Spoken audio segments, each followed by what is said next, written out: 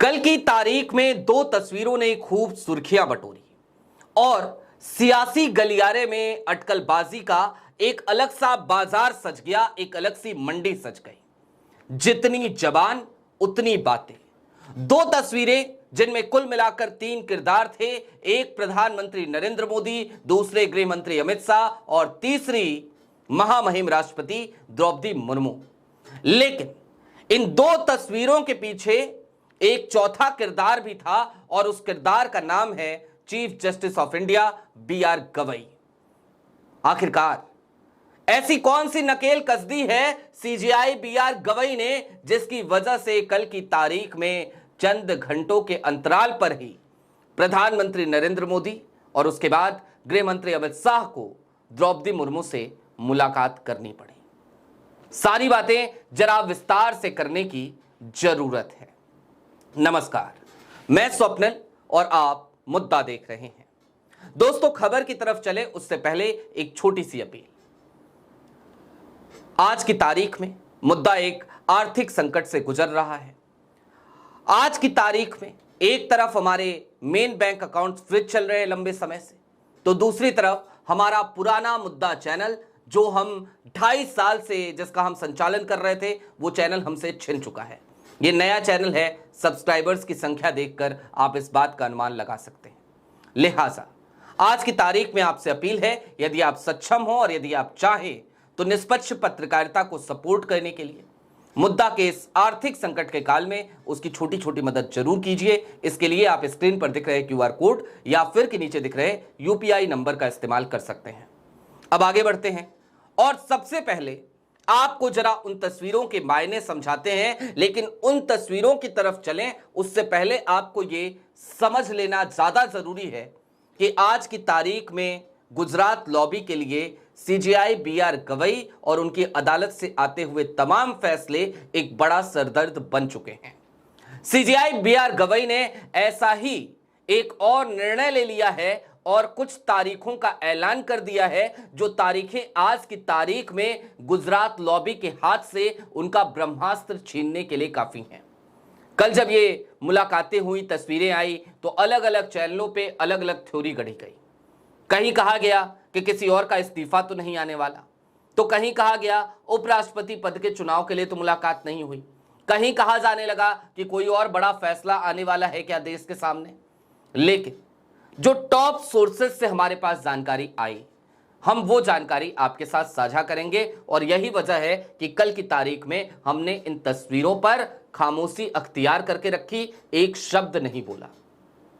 CJI B R. Gavai ने एक निर्णय किया है और वो निर्णय आज की तारीख में बड़ा सरदर्द है। लेकिन उससे पहले जरा उस ब्रह्मास्त्र को समझ लीजिए जिस ब्रह्मास्त्र का जिक्र हम कर रहे हैं बार बार। प्रधानमंत्री नरेंद्र मोदी और गृह मंत्री अमित शाह की जो पॉलिटिकल स्टाइल है, उस स्टाइल में एक चीज बड़ी खास है।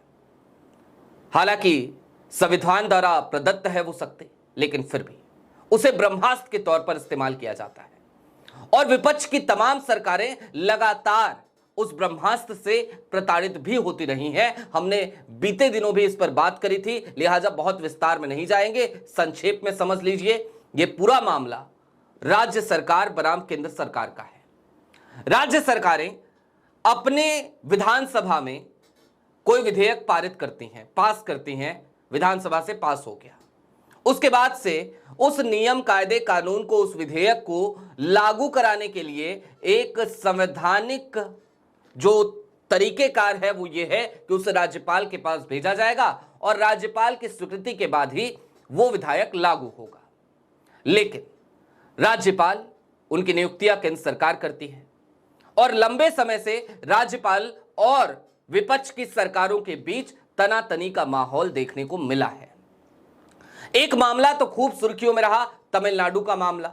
एम.के. स्टालिन की सरकार बनाम एन रवि साहब, जो तमिलनाडु के राज्यपाल हैं, और एन रवि साहब और एम.के. स्टालिन साहब की सरकार के बीच चल रही ये तनातनी जब सुप्रीम कोर्ट में पहुंची तो सुप्रीम कोर्ट ने उस वक्त पे एक फैसला सुना दिया था और सीधे तौर पर तमिलनाडु के तमाम विधेयक पास हो गए थे।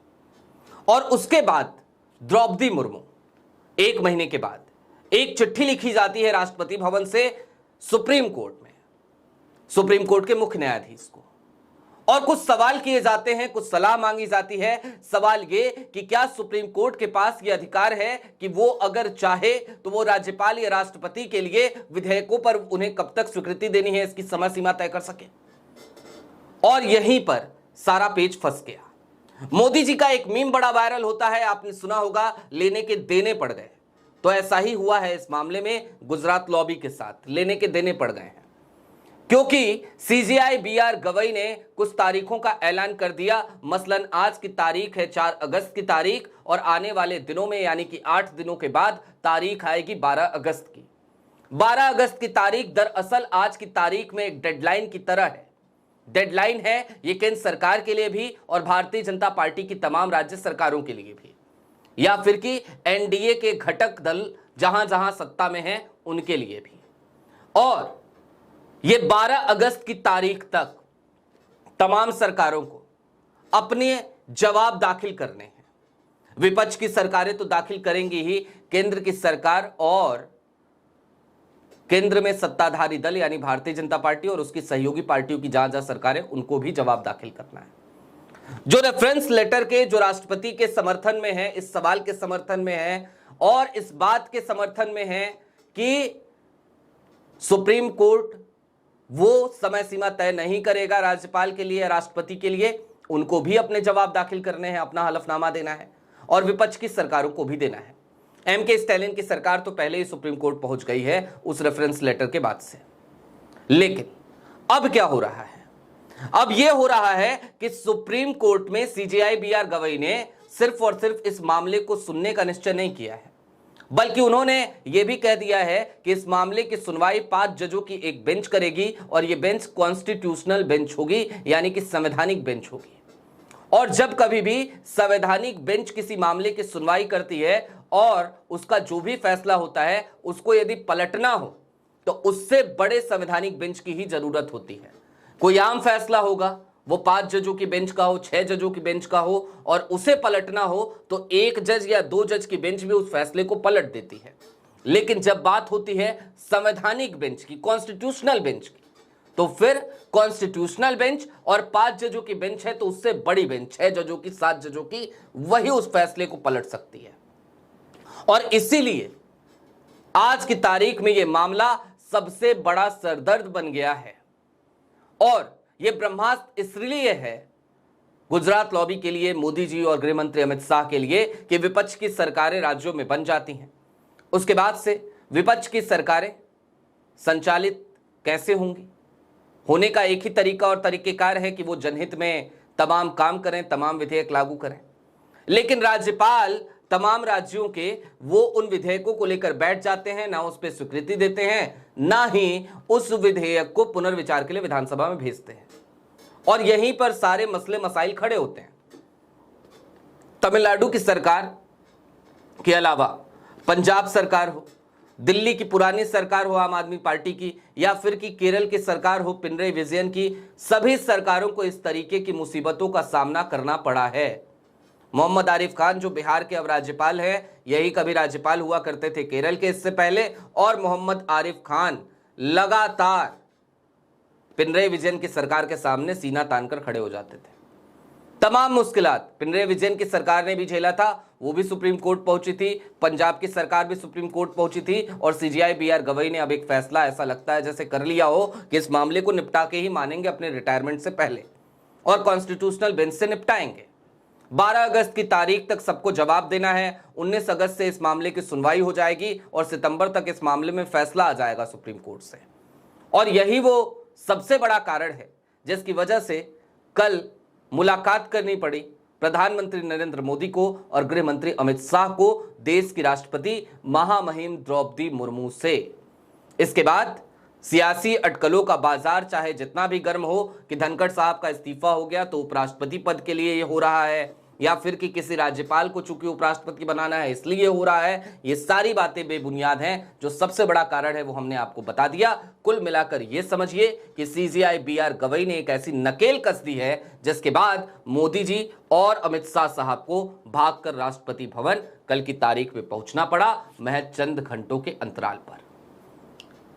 अब जाहिर सी बात है सीजेआई बी आर गवई एक अलग से फॉर्म में नजर आ रहे हैं। संविधान को बचाने की एक लड़ाई उन्होंने छेड़ रखी है और सीजेआई बी आर गवई की विरासत भी एक ऐसी विरासत है जिसमें बाबा साहेब का इनपुट मिलता है। उनके पिता बाबा साहेब के सहयोगी रहे हैं, बाबा साहेब के साथ काम करते रहे हैं और ऐसी पृष्ठभूमि का व्यक्ति जब मुख्य न्यायाधीश की कुर्सी पर बैठा है तो हमें उम्मीद है कि संविधान के लिए, लोकतंत्र के लिए वो जो लड़ाई लड़ रहा है वो जरूर जीतेगा।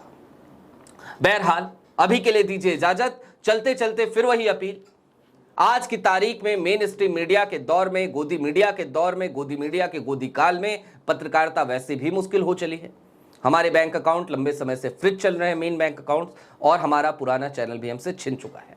लिहाजा यदि आप सक्षम हो और यदि आप चाहें तो छोटी छोटी मदद मुद्दा की जरूर कीजिएगा।